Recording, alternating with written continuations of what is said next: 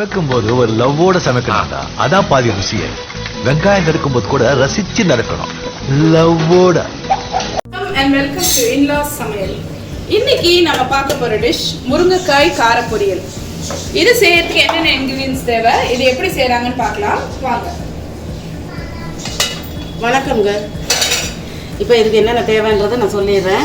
நான் வந்து ஒரு 3 முருங்கைக்காய் வாங்கி இந்த மீடியம் சைஸில் கட் பண்ணி வச்சுருக்கிறேன்.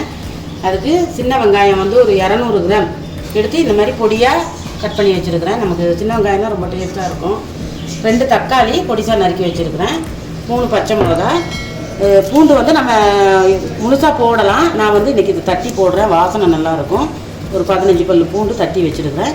மசாலா ஐட்டம் ஒன்றும் நிறைய இல்லை. இது வந்து எல்லாம் கலந்து அரைச்ச மிளகாத்தூள் 1 ஸ்பூன் எடுத்து வச்சுருக்கிறேன். தனி மிளகாத்தூள் 1/2 ஸ்பூன், மஞ்சள் தூள். இவ்வளோ தான் இதுக்கு தேவையான பொருள். வாங்க எப்படி செய்கிறதுங்கிறத பார்க்கலாம். அகலமான ஒரு பாத்திரம் ஒன்று அடுப்பில் வச்சுருக்கேன், ஒரு சட்டி. அதில் வந்து இந்த கரண்டியில் 2 கரண்டி எண்ணெய் ஊற்றிருக்கிறேன். எண்ணெய் காஞ்சிடுச்சு. நம்ம கடுகு உளுத்தம்பருப்பு சேர்த்துக்குருவோம். 1 ஸ்பூன் கடுகு உளுத்தம்பருப்பு சேர்த்தாச்சு. அது பொரிஞ்சிக்கிட்டு இருக்கும்போது நம்ம இந்த பச்சை மிளகாயும் சேர்த்துருவோம். அதில் வந்து கொஞ்சம் கருவேப்பிலை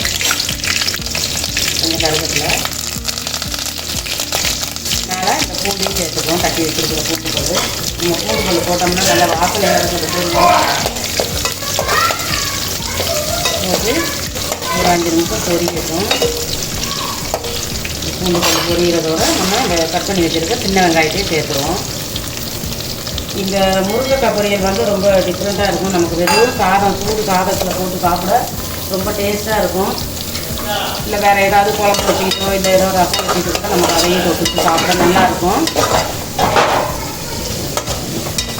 அந்த வெங்காயம், பூண்டு, பச்சை மிளகாயெல்லாம் நல்லா கொஞ்சம் வதங்கட்டும்.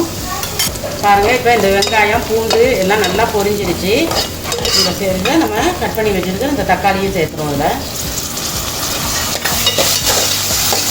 நீங்கள் வந்து இது ரசத்துக்கு தான் தொட்டுக்கிறணும்னு இல்லை. இந்த முருங்கைக்காய் பொரியல் நாங்கள் ஏற்கனவே வீடியோ போட்டிருக்கோம். புளியான வீடியோ, தேங்காய் பால், புதியானம், அப்படியே முருங்கைக்காய் வெள்ளைக்கறி, அந்த மாதிரி எல்லாம் போட்டிருக்குறோம். அதுக்கு கூட நம்ம தொட்டுக்கிறதுக்கு ரொம்ப நல்லாயிருக்கும். ஸோ இது வந்து கொஞ்சம் நேரம் நல்லா மசிச்சு வரணும். மசிக்கிற வரைக்கும் நம்ம அப்படியே விட்டுருவோம். பாருங்கள், இந்த தக்காளி எல்லாம் நல்லா மசிஞ்சிருச்சு. இதில் வந்து நம்ம இந்த மசாலாவை சேர்த்துக்கிடுவோம்.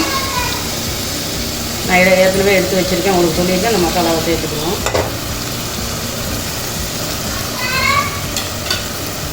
சேர்த்து நல்லா கிண்டி வச்சுட்டு உப்பெல்லாம் சேர்த்துட்டேன். நான் 1 ஸ்பூன் உப்பு போட்டிருக்கேன். இப்போ இந்த முருங்கைக்காயும் இதில் சேர்த்துருவோம். உங்களுக்கு வேணா இன்னும் நீங்கள் சின்னதாக கூட கட் பண்ணிக்கலாம். நான் கொஞ்சம் பெருசாக கட் பண்ணி வச்சுருக்கிறேன். இது வந்து முருங்கைக்காயை வேக வச்சு செஞ்சால் நமக்கு குழஞ்சிரும். அதனால் இதே மெத்தடில் செஞ்சோம்னா அப்படியே உடையாமல் இருக்கும். இப்போ இதெல்லாம் நல்லா பிரட்டி விட்டாச்சு. நான் வந்து இந்த முருங்கைக்காய் வேகிறதுக்கு கொஞ்சம் தண்ணி சேர்த்துக்கிறேன், ஒரு 1/2 மக்கு தண்ணி.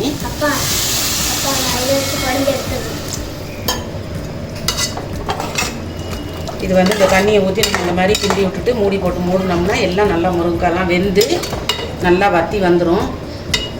நம்ம ரொம்ப ட்ரை பண்ணி எடுக்கிறனாலும் எடுத்துக்கலாம், இல்லை கொஞ்சம் தொக்கு மாதிரி எடுக்கிறனாலும் எடுத்துக்கலாம். இந்த மக்கில் 1 மக்கு தண்ணி ஊற்றிருக்கிறேன். இப்போ மூடி போட்டு மூடிடுவோம். பாருங்கள், இந்த முருங்கைக்காய் கார பொரியல் ரெடி ஆகிடுச்சு. முருங்கைக்காய்லாம் உடையாமல் அப்படியே முழுசாக இருக்குது. இதே நம்ம வேக வச்சு போட்டிருந்தோம்னா இப்போ முருங்கைக்காய் முழுசாகவே இருக்காது. நம்ம அடுப்பை ஆஃப் பண்ணிடுவோம். பவுலில் சர்வ் பண்ணிடுவோம். நல்ல டேஸ்டியான சுவையான ஒரு முருங்கைக்காய் கார பொரியல் எப்படி செய்யறதுன்னு பார்த்தீங்க. நிச்சயமா இந்த டிஷ்ஷை வீட்டில் ட்ரை பண்ணி பாருங்க, அவங்க எல்லாருக்கும் பிடிக்கும். அடுத்து ஒரு நல்ல டிஷ்ஷோட உங்களை சந்திக்கிறோம். இன்லாஸ் சமையலுக்கு சப்ஸ்கிரைப் பண்ணாதவங்க தொடர்ந்து சப்போர்ட் பண்ணுங்க, சப்ஸ்கிரைப் பண்ணுங்க. ஓகே, பாய் பாய். சமைக்கும் போது ஒரு லவ்வோட சமைக்கணும்டா. அதான் பாதி ருசியே. வெங்காயம் நறுக்கும் போது கூட ரசிச்சு நடக்கணும், லவ்வோட.